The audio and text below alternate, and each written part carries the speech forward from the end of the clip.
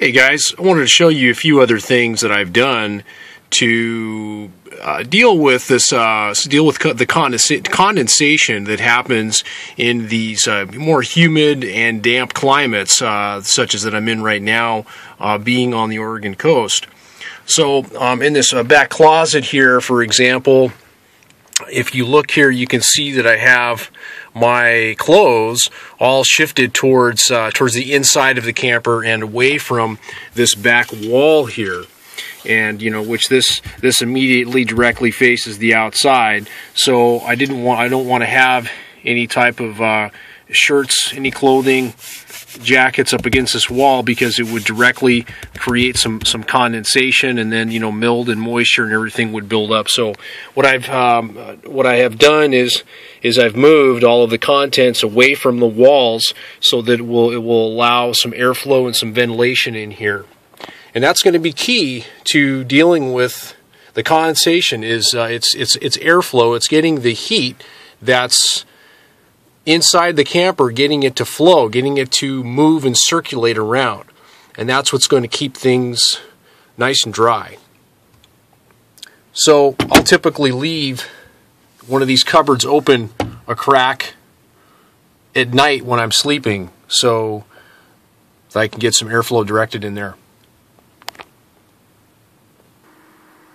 And then in this rear closet over the bed, I happen to store most of my jeans inside here, down here on the bottom, to take advantage of all of the space. And then I hang shirts and sweaters and so forth above here on top on the hanger.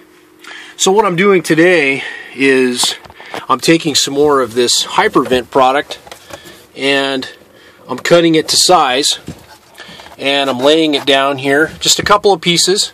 And as you can see, there's adequate space. It's really important that when you're cutting these pieces, what I've found is that you don't cut them to perfectly to size. You want them smaller than the inside of the dimensions.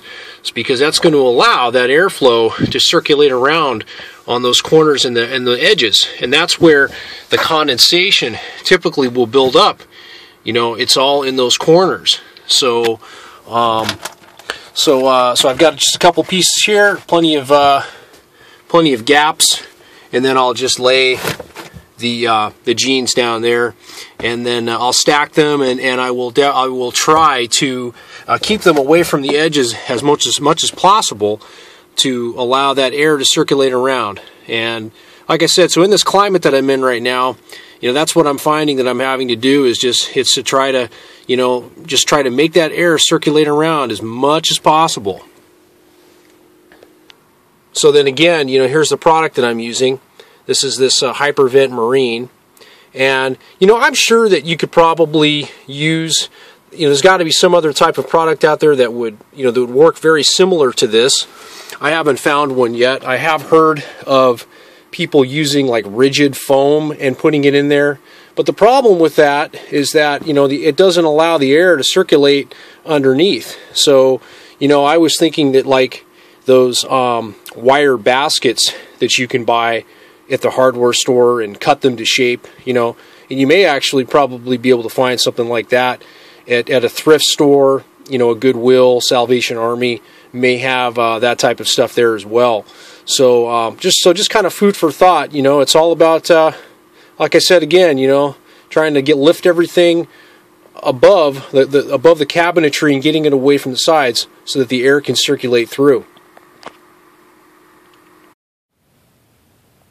And guys, I also wanted to update and let you guys know that right up here on the headboard, right in front of the mattress, I used to have some of the Hypervent up here, but I've removed it, and I've cut a little bit of sections away from here to allow more of an air gap.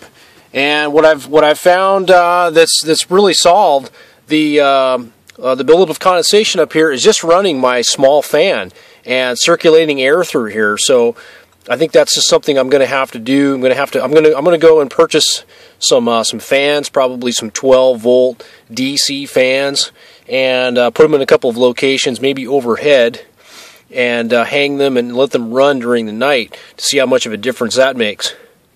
But at the minimum, what I'm going to have to do right now is, if I'm not running any fans, when I get up in the morning, I'm going to have to start the fan and point it right up here towards the headboard so it can circulate air all the way through and all the way across to the other side, and until I get everything dried out. So that's what I'm having to deal with right now.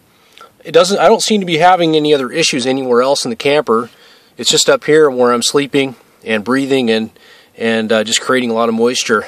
And so just wanted to give you guys a little bit of an update there and what's going on, and we'll continue to keep you guys posted as I continue to work through all of this.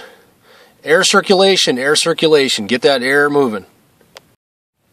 And I did the same thing up here in the bunk by the cabinets where I keep all of my shorts and socks. And if you look, underneath here, you can see how all along the edge I've left a gap so that the air can circulate all the way around the edges. I'm not so concerned about right here, it's just the outside where it meets the exterior of the camper is where the big concern is, to keep that area in there dry and air circulating through. So do the same thing up here with my socks, cross stack them. So there's a few things that I do to keep everything dry inside the camper and keep the dampness out. Thanks for watching, YouTube.